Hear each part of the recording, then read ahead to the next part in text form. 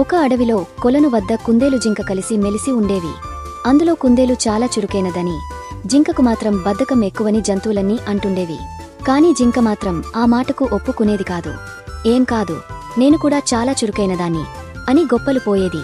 ఒకరోజు ఇదే మాటపైన జంతువుల మధ్య వాదన వచ్చింది.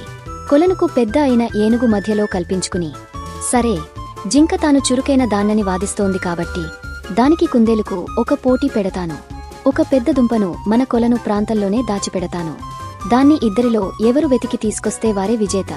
ఆ దుంప మొత్తాన్ని బహుమతిగా పొందొచ్చు అని చెప్పింది. దానికి కుందేలు, జింక సరేనన్నాయి. మిగతా జంతువులన్నీ ఉత్కంఠగా చూస్తున్నాయి.